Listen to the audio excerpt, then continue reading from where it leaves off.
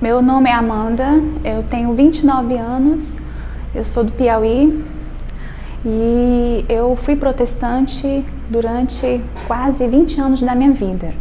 Eu me converti na Igreja Batista, ficava perto da minha casa, aos 6 anos de idade, e aos 9, quase aos 9, eu me mudei para a Assembleia de Deus, porque a minha mãe foi, eu acompanhei, eu era criança. Desde sempre na minha vida, a religião, Deus, saber o sentido da vida, sempre foi muito importante para mim. Então, eu nunca tive dúvida disso, que a gente tem que procurar o transcendente, o que está acima da matéria. Então, criado no meio protestante, eu tenho todos os cacoetes do protestantismo, então aquilo tornou-se a minha cultura. Comecei numa igreja mais, posso dizer, tradicional, que era a Igreja Batista, mas o meu crescimento mesmo, né, na adolescência e começo da idade adulta, foi na Assembleia de Deus, que é uma igreja, acredito que seja a mais numérica do Brasil. Aos 23 anos de idade, quando eu formei, eu vim ao Rio de Janeiro para fazer residência. Então, eu vim para uma cidade totalmente nova e eu acredito que foi a mão de Nossa Senhora me guiando. Eu acabei indo para uma instituição de caridade da Igreja Católica, que é a Ordem das Irmãs de Maria Imaculada, fundada por Santa Vicenta Maria. Então eu fui morar com elas, com as freiras, e quando eu cheguei lá, eu até lembro como se fosse hoje. Quando eu cheguei e vi aquele prédio imponente, eu pensei, nossa, essas freiras são malvadas. Eu lembrei de todos os filmes, livros, tudo aquilo que a Igreja Católica sofreu nesses 500 anos de difamação, aquilo veio no meu subconsciente. Eu pensei, meu Deus. Então veio toda aquela porcariada do cinema, da Inquisição. Eu falei, meu Deus, eu vou ser prisioneira delas. Nada disso. Infantilidade minha, quando eu entrei, fui muito bem recebida, mesmo sendo protestante, elas jamais foram grosseiras comigo, pelo contrário, elas me evangelizaram até de maneira silenciosa.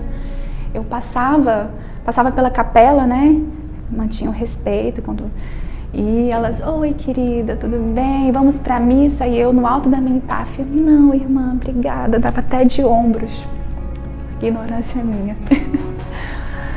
Naquela época, 2014, tem 5 anos, o Brasil estava em efervescência política, vocês sabem muito bem. E aí eu achei um senhor muito lindo e muito especial, que vocês conhecem, o professor Olavo de Carvalho. Eu vi alguns recortes de vídeo dele, que algumas almas caridosas fazem. Quando eu vi aquilo, eu falei comigo mesmo, esse homem está falando a verdade. Pesquisando tudo, né, estudando com o professor Olavo, até de maneira informal ainda, eu encontrei um vídeo que foi um divisor de águas, chama-se, tá até hoje no YouTube. Eu recomendo a todos que assistam esse vídeo com o coração aberto. Como debater com um cristão biblicista.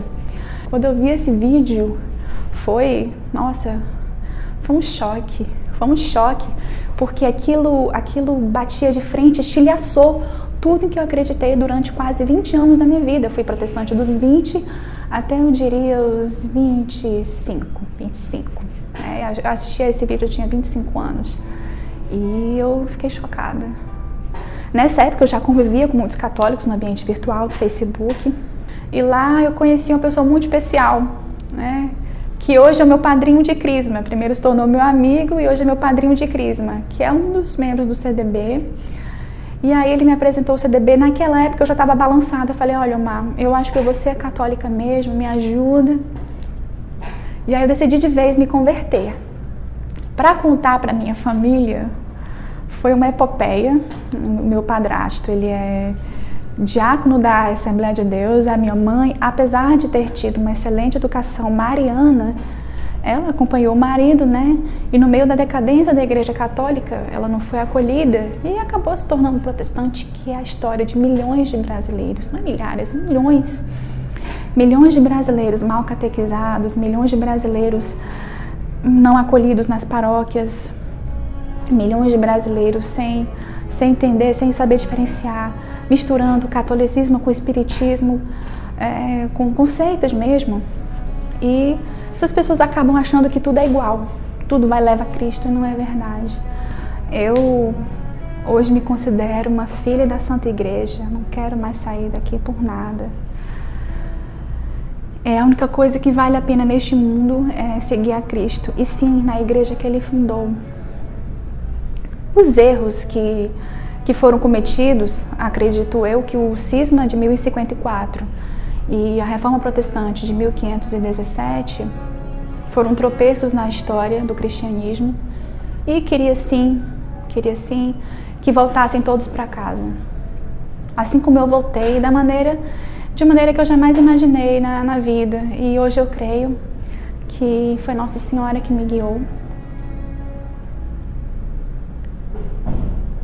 E como ex-protestante, eu só queria dizer para os protestantes que estiverem me assistindo que reflitam um pouco nisso, em vez de bater de frente nisso, que acredito que é uma das questões centrais do protestantismo. Não conseguir entender essa doçura da Virgem Maria, esse ato de amor tão grande que Deus quis, que em vez de descer do céu em glória como Messias, Ele preferiu encarnar-se no ventre de uma mulher perfeita, que Ele escolheu como seu receptáculo, vaso perfeito.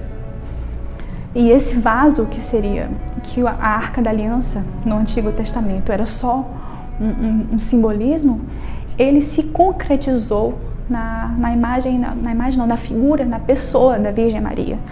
Então a fé cristã, ela é mais concreta, ela é mais real, ela é mais palpável do que a gente imagina. Se você tem alguma dúvida, eu sugiro que você vá estudar os milagres. Boa parte do que me convenceu foi isso.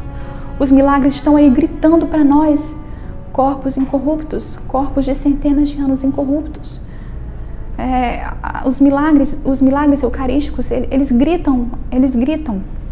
Então, se você tem dúvida e não acredita que aqui estamos inventando isso, a sucessão apostólica, basta você ir ver os milagres. E eu só conheço milagre na Santa Igreja Católica. Então, foi um prazer falar com vocês.